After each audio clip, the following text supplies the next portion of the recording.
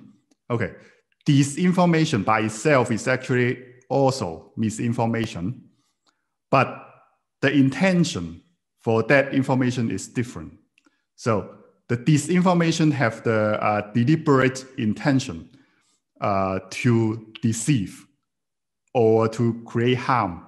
So in order to influence public opinions or obscure the truth. So actually the term disinformation is from Russian. So it's a Russian term, the origin. But the term, when the Russian coined the term, okay, rumor or the insider information from the KGB suggests that the term was coined by Stalin. And he wanted to have the term sounds like French, not like Russian, so that the terms is not originated. It didn't originated from the Soviet Union. So okay, I don't want to try my Russian here, but yeah, as you can see, the term is actually very similar to the French word. So by defining our subject matter today, so the subject matter of today actually is misinformation. And then under the umbrella of misinformation, we also include the disinformation, as well as the milder form of the misinformation that is not intended to deceive. But we are not going to cover the truth information here, but mostly on the disinformation and also the misinformation. I repeat it once again. So what makes some information misinformation or disinformation? So it's a truth value. So if I say something like 1 + 1 is 100, it is not the truth. The truth value is incorrect. So it is a misinformation, but I may not have the intention to deceive. So I will just classify it as misinformation. So the very important message here is that in order for information to be misinformation, we need to prove that it is incorrect. So, for example, there are a lot of fact checkers out. For example, here is the AFP. They have a specific page doing just fact check. For example, like a Tagesschau, they also have the Faktenfinder, right? And then they do the fact checking of the misinformation online.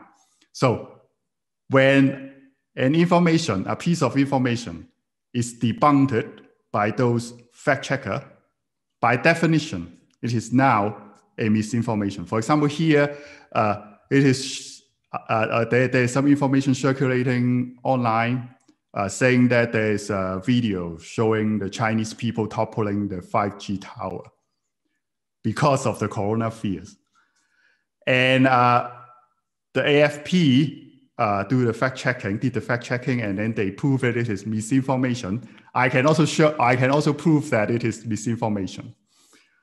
The reason is that I know this video.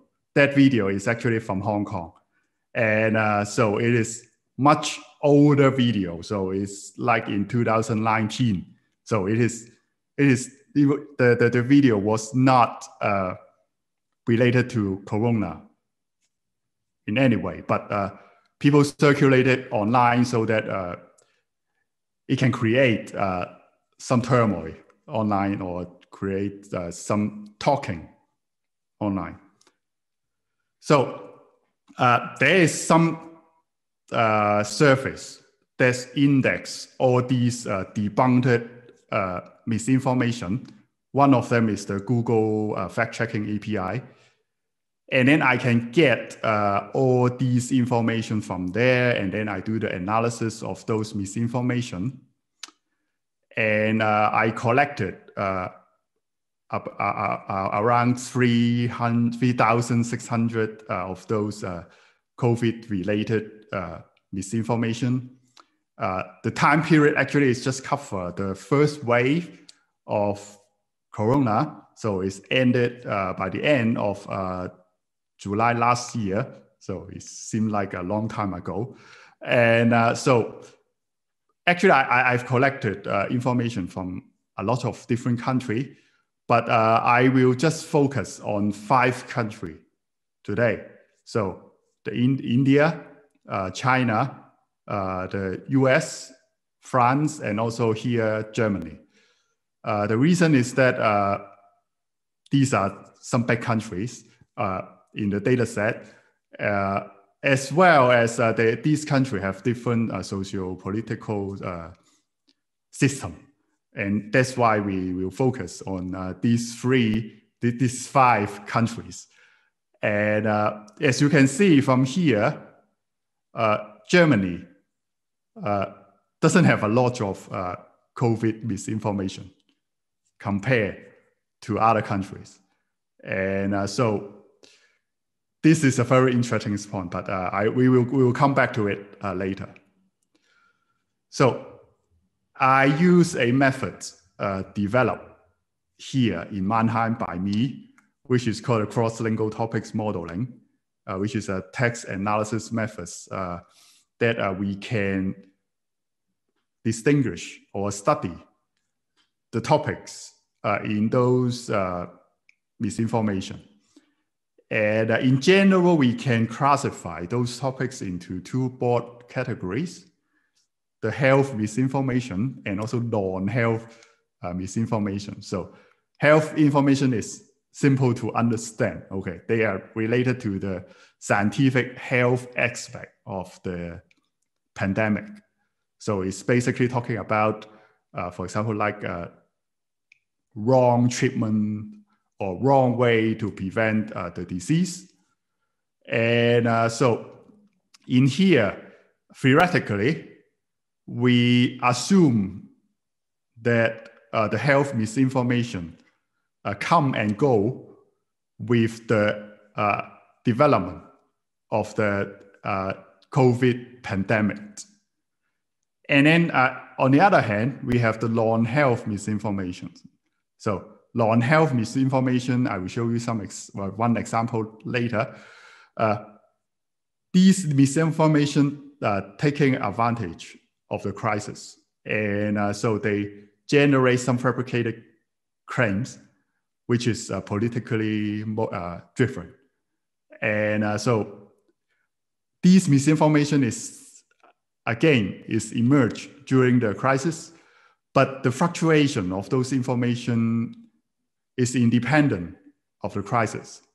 And this distinction is important. So, and I want to emphasize it once again, which is the non-health misinformation. The fluctuation of it is independent of the crisis, which is important. So, and here are 2 examples of 2 different kinds of misinformation. On the left, we have a health-related misinformation, which is just talking about an incorrect way to kill the coronavirus. So it's saying that gargling some warm water with salt or vinegar can kill the coronavirus. And then the Reuters debunk it, and so that it become a misinformation, health-related misinformation. And on the right, we have another misinformation. But this one, I would say that it is politically motivated or politically driven, because it's specifically having a politician names here, which is the Barack Obama here, and then it incorrectly claimed that he sponsored a lab in China to leak the coronavirus to the public, and we know that it is incorrect. And also the way the name Barack Obama is presented has a very right-wing way of saying his name, which is specifically talking about his middle name. And so we have some example like this. So health misinformation and non-health misinformation, using the methods that I developed to classify them. And then we can look at the share of the health-related misinformation. So once again, most of the misinformation in Germany are actually the health misinformation. But in other countries, the share reduced. And then you may wonder why China is there.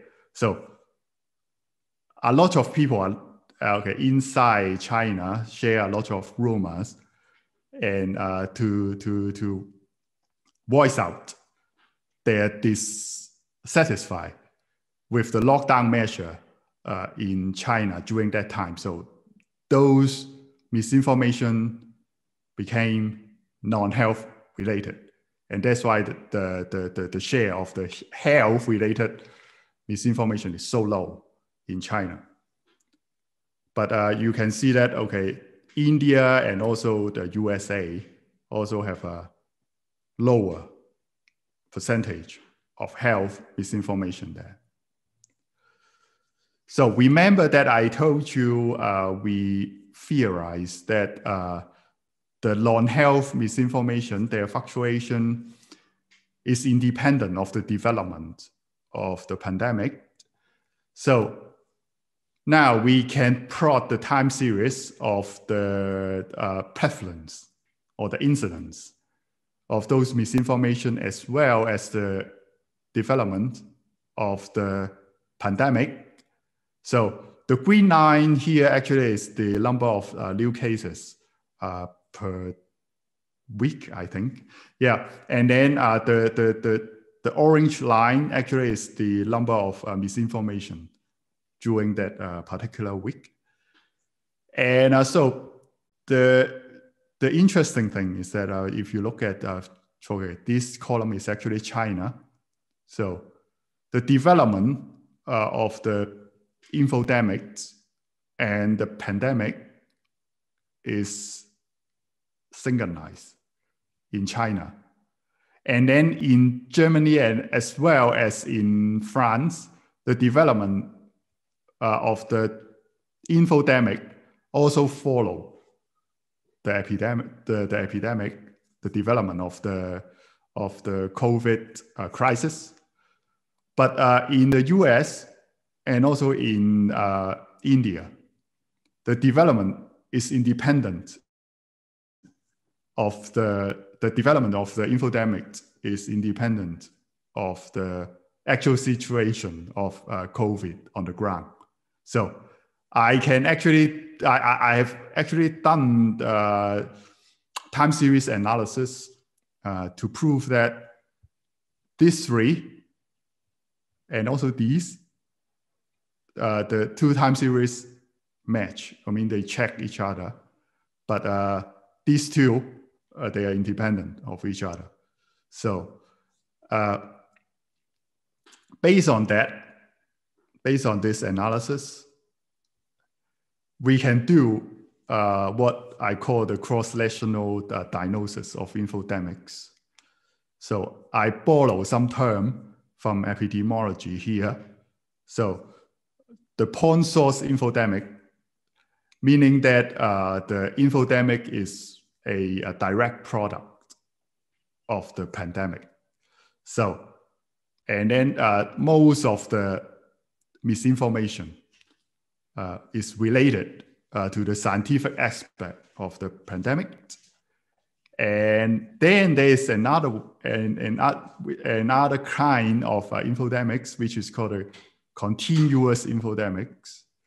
So those misinformation are there to stir the social and political tension there. And the development of the misinformation is actually disconnected from the pandemic. And the source of those misinformation actually are some external source. So the COVID pandemic is just a trigger, but it's actually reflecting the social reality there. For example, like political polarization or social inequality in those societies. So I would diagnose that India and also US is more resemble the continuous infodemics, but in Germany, France, and also in China is more like the point source infodemics. So you may wonder, or you may ask me a question, why there is some difference. So why the US seems to be more sensitive to those misinformation, but Germany or other countries seems to have to online disinformation. Okay, there is a research, I think it's from the Zurich, the colleague at Zurich, also a communication researcher. So they study the social factors or the media characteristics in different countries, and then study the likelihood of the citizens to receive or also believe in misinformation. And then they classify the countries into two groups. The first group is the media supportive countries.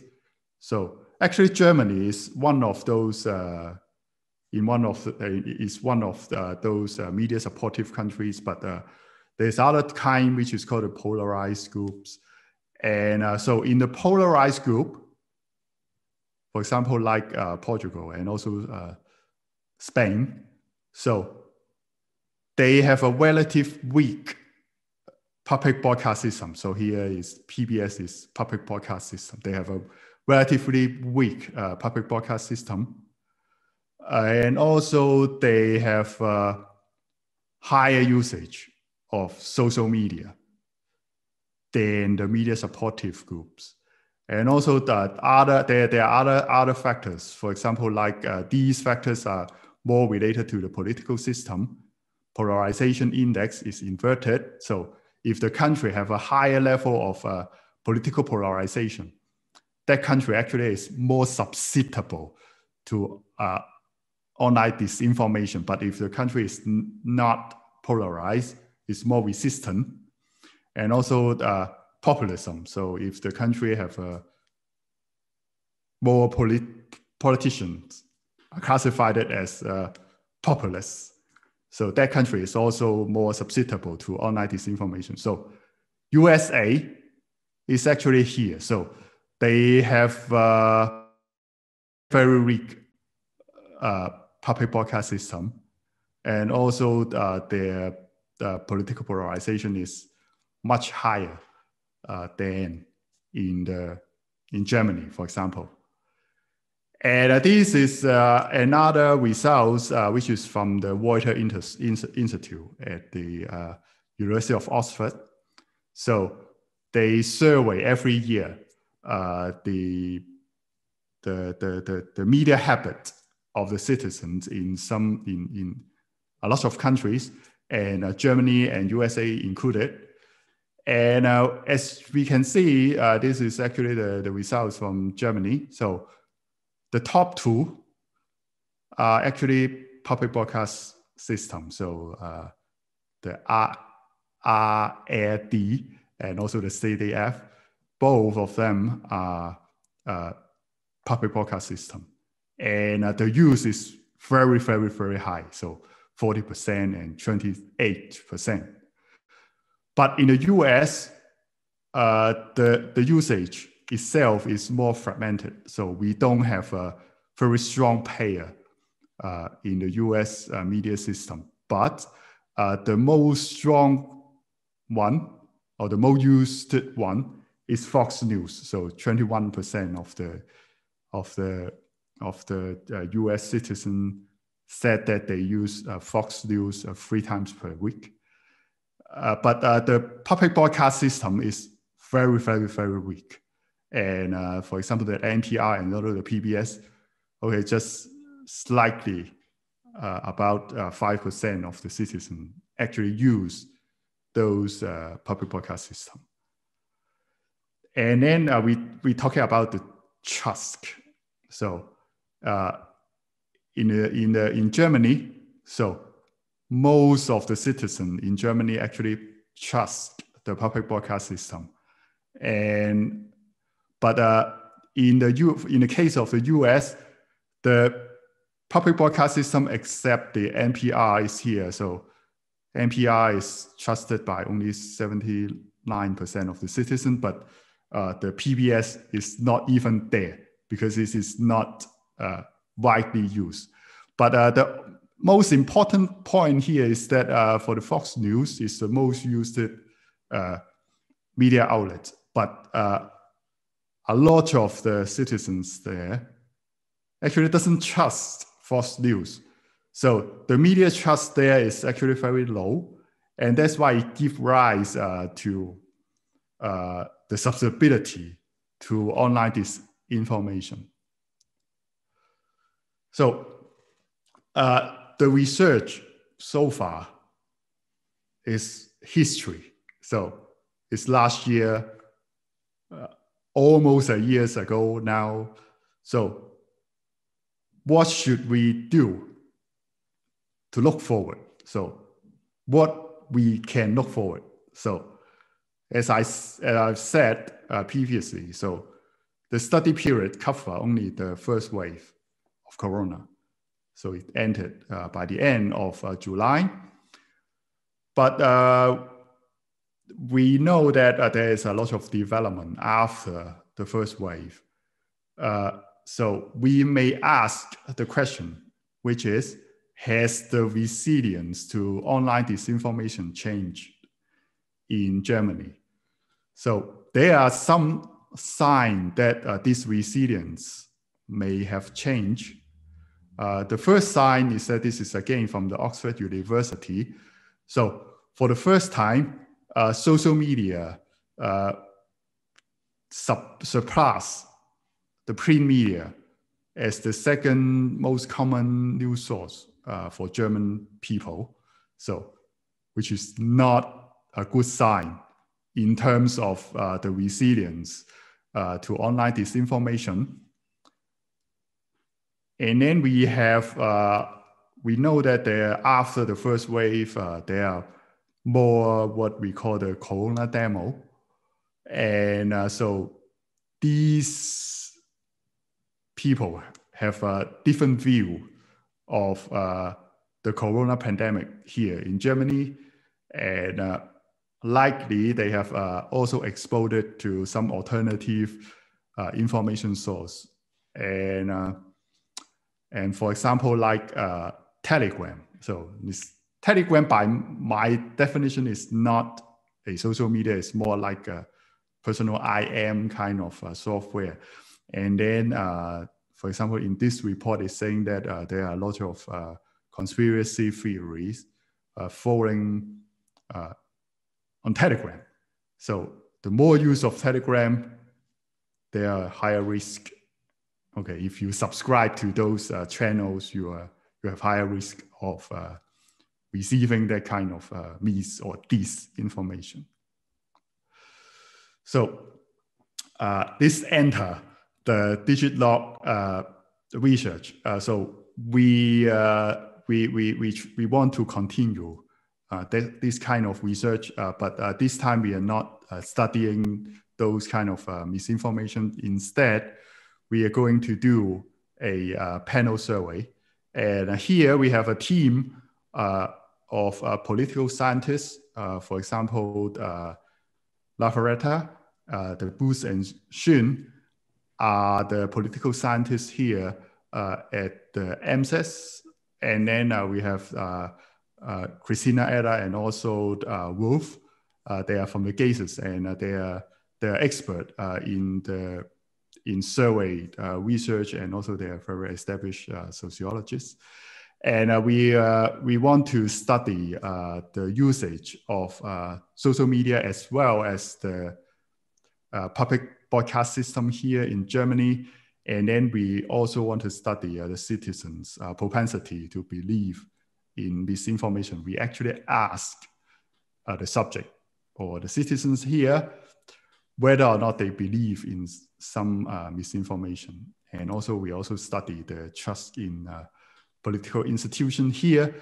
This first wave has been done, and it was in December 2020, and this data is still being analyzed, and hopefully we will have some data in the future. And so this is actually almost the end of the presentation. So I just want to reinforce some of the contribution of this presentation. So I introduce the differences between the point source infodemics and also the continuous infodemics. So the continuous one is basically just saying that COVID is just a trigger of those misinformation. They are not the direct product of the pandemic. And also I discussed a little bit about Germany's resilience to misinformation. And also I try to look forward and query whether Germany have the long-term resilience to the online disinformation. And the research that I've discussed today has been published. And if you're interested in it, you can access to this paper. And finally, I would like to thank my co-author of this paper, Dr. Sang from the University of Zurich. And thanks for having me. And this adjourns the presentation. Thank you. Thank you very much, Hong, for your exciting insight into your research. And yeah, we will now start directly with the questions from the chat, from the Digilog community. And I will start with a query from Barbara. She was asking, when you were presenting your data sets, if you also have some data on COVID infodemics from Brazil. Actually, yes.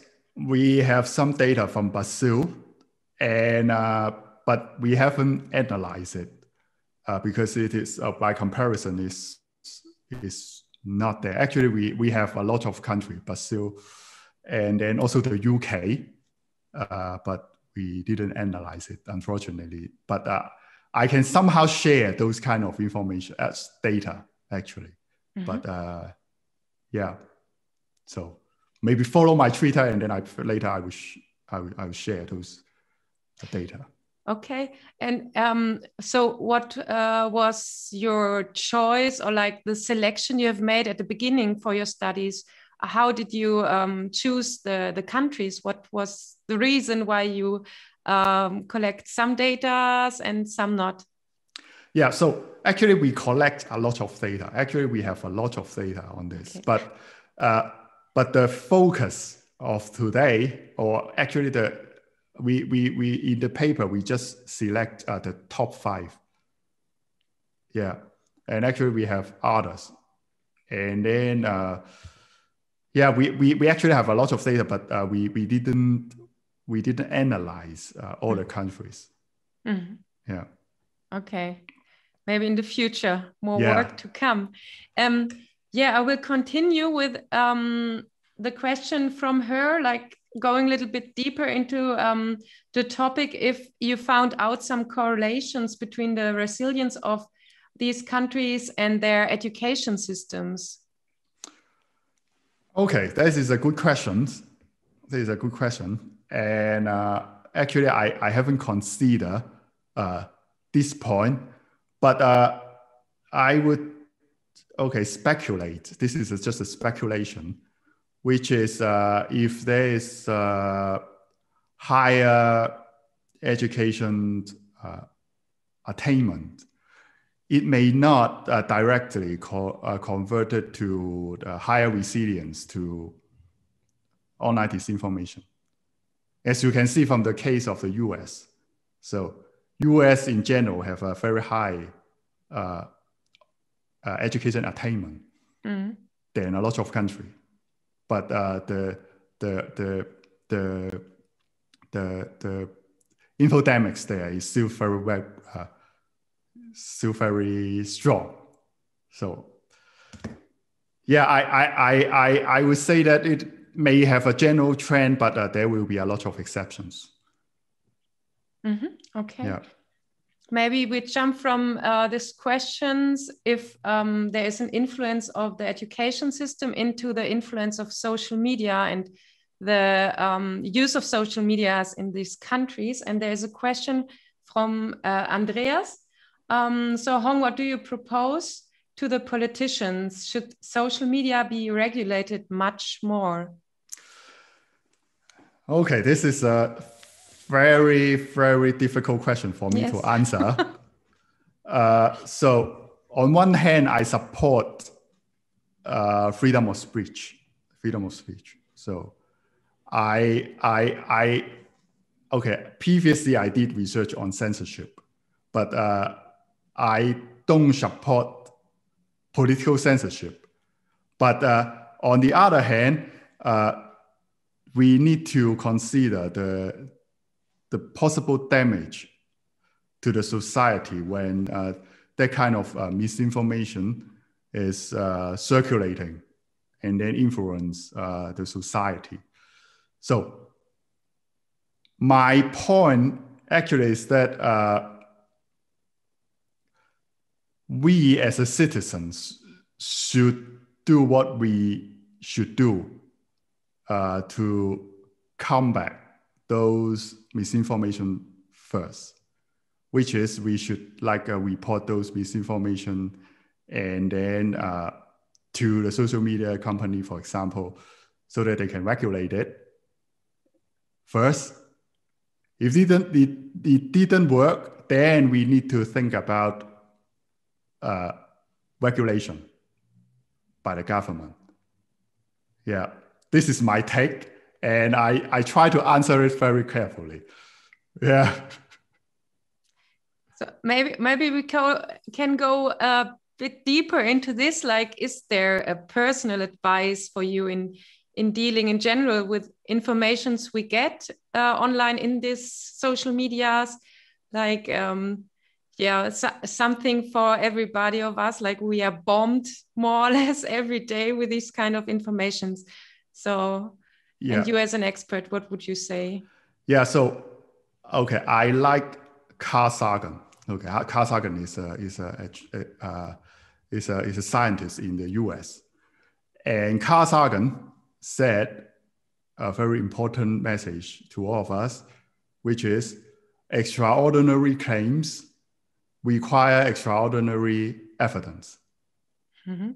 So if you see something that is extraordinary, for example, like someone told you that 5G is related to corona. So that kind of extraordinary claim require extraordinary evidence. So if there is that kind of extraordinary evidence, it will be reported everywhere, I would say. It will not be something that someone told you through Telegram, for example. Mm. Yeah. This is a very important message. Okay, this is part one. Part two. So we need to know our own bias. So if we know that, okay, in general, we are query, everyone have bias, including me. So if I listen to some information that sound very nice to my ear, it may not mean that it is true, right? And still you need to check, okay? As I've told you, the fact checker are very important. So if there are some information that has been debunked, so you can check there. And so finally, the most important part is that if you see some misinformation that has been debunked and it is still circulating online, actually you don't need to debunk it, okay? What you need to do is to report those misinformation to the platform. Yeah. Okay. Okay, before we go back to serious topics, what was the funniest misinformation you have seen in between the last weeks? Because you are like the misinformation checker, I think. Yeah, so if you're just talking about the most funniest ones, I would say that actually I read it on the Tagesschau, Faktenfinder, and it's saying that Nostradamus is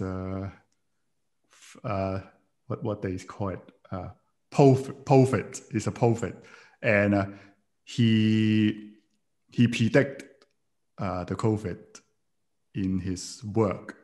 Okay. Yeah, and even Tagesschau, the Faktenfinder have the lead to debunk disinformation because it's not factually correct, and that's why they do it. Yeah. Okay. Of course, there are others. For example, like those 5G stuff, and yeah. Mm-hmm. So maybe we go back to the question, or you were talking about that there are groups or people who are taking advantage of the crisis. So what do you think, who benefits from these false reports and who is starting them or making them? Yeah, so misinformation by itself, okay, just the misinformation. Someone may say something wrong. So I suspect that I may have say something wrong. So, but I don't have the intention to deceive you. But if you're talking about the disinformation, so disinformation always serve someone's agenda. Mm-hmm. And okay, I don't have the any evidence on it, but luckily there is a study from Munster, the colleague at Munster. So they analyze those misinformation and then study the source of those misinformation. And one big source of those misinformation actually is from Russia. So, for example, like the RT there, the Russian Today, they send out a lot of disinformation related to the treatment of the disease, and also they are critical to the way that the government here how to manage the crisis. Of course, there are other disinformation which is not from the foreign country, but from here. So there are some right-wing groups, also some right-wing Facebook groups. They share information about the migrants here. They broke the quarantine, or they broke the lockdowns orders and stuff like that. So in their study, they also identify those kind of misinformation. So remember that those kind of disinformation is serving their agendas. So for example, like the right-wing group, this disinformation is serving their agenda of attacking the migrants.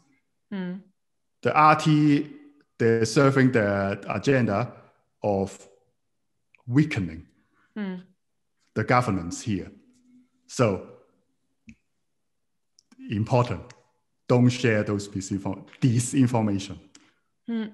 Yeah. So in general, we were talking about these agenda interests, and I'm wondering why at the moment, especially the right-wing groups in particular, why they are so present in the digital world. Is it a structure thing, or the way social media works? What do you think as a communication expert as well? Yeah, so there are actually two layers of problem here. So the first layer is that social media have the tendency of attracting like-minded people together, to join together, so that their voice look like very strong, right? Okay, I would say that the both extremities, so left wing and also the right wingers, they have their own communities, and it's not just right wing, but also the left wings, extreme left wings. So the middle, they present, but they are not as vocal as those two extremities, because the two extremes, they have the perception that their voice is suppressed in the mainstream media, and that's why they have they find their platform to voice out their opinion. Okay, this is the first layer. The second layer is actually the expectation kind of things.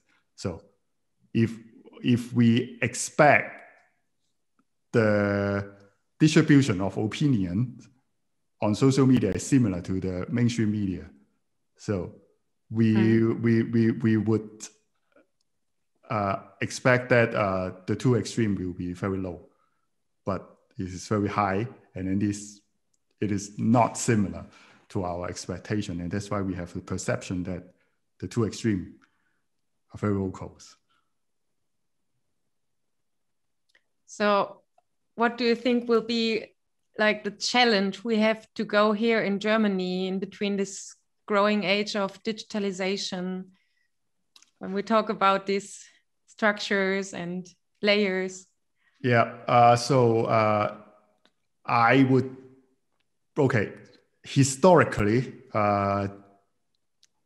German people didn't use a lot of social media compared to other industrialized countries. But now the trend is set, okay, is set, which is the use of social media for news will increase, and that will create a situation that we don't have a common shared news source, right? And then we will have a very fragmented, we may have a very fragmented media landscape in the future. And as I've told you, it can damage, or it can weaken the resilience to online disinformation. And so this is a great challenge. And also the second part is that, okay, I don't know how to say it. I need to have a look at it. So social media also have another properties, which is it have the depersonalized effect. So if I say something on social media, it seems that I'm not talking to a real person. I'm talking just to an account right? And then that's why some people will say something very nasty online. But if you ask them to say it in person, in your face, Hong, you are not good, okay? They will not say it, but on the social media, they will say it. And that may increase the challenges, the challenge of incivility, political incivility online. So in general, we want people to talk about politics in a civilized way. But if the politics is becoming uncivilized, it can get very dirty. So it will increase the what we call the affective polarization. So we may have the polarization here, meaning that the far right and also the more left-wing groups are gaining support, but in general they don't hate each other, right? But if you're talking affective polarization, which is something that is in the US, which is they hate each other, right? The Democrats hate the Republican, but then the Republican hates the Democrats. And there is also some research saying that the Democrat will not marry a Republican. And this is some sign of affective polarization. So incivility will grow that kind of affective polarization, so which is not good for our society. Yeah. So if you could redesign the digital world or like the internet structure of communication, what would be an idea for democratic structure? Or I don't know, it's a little bit like fast forward thinking, but do you have a positive idea how we could like, go next step into a better digital world or more, democratic idea? Yeah. So difficult questions. Of and course. I would say that I would say that I will promote, if I have the power to, let's say, redesign social media, I will emphasize the deliberative part of citizens' discussion, rather than just expressing our anger, outrage, emotions on social media, but try of deliberative discussion online, summarizing the points, the facts that has been said by the users of social media, rather than saying that, okay, this message got a lot of like and then it get promoted. Yeah. So, and when we are talking about the future, I would love to ask you, what is your personal aim for your studies, for your time, doing your research with Digilog? Yeah, so for myself, I like to do comparative research. So I like to do, I like to have multiple countries, to include multiple countries in my research. Why? Because we can find out what's good and what's bad from different countries, and then we can improve or learn from each other. So I hope that we can learn something good from other countries, and also we can export our own good experience to other countries. And this is my goal. And this is why I like to do comparative research. And so far, I think comparative, and I'm kind of proud of it. That is my personal goal. And I like communication by itself, because communication always involves two parties. And I hope that the comparative perspective can enhance the communication between cultures, between countries, and between societies. And this is my goal, overarching goal of my research. Yeah. Perfect. And it's in a way the perfect final sentence. And the idea of the Digilog project itself, to get into dialogue, to get into communication. And the communication goes on. Thanks, Hong, for today. I hope the Digilog community have enjoyed it as well. And the next Digilog Lounge will take place in March already on Thursday, the 18th. And we will talk then with Frederick Bartscherer from KIT about political mood making and manipulation on the net. So yeah, thanks for your attendance and the questions in Telegram. I hope to see and hear you again then. More information on the current program at digilog-bv.de, and you can also become part of the community on Facebook or Twitter at digilogbv. And yeah, thanks, Hong. Maybe you will join a Telegram chat afterwards. And if you have some questions, feel free to ask them. And we look forward to your thoughts and queries. See you next time. And I say goodbye. Yeah, Bye-bye.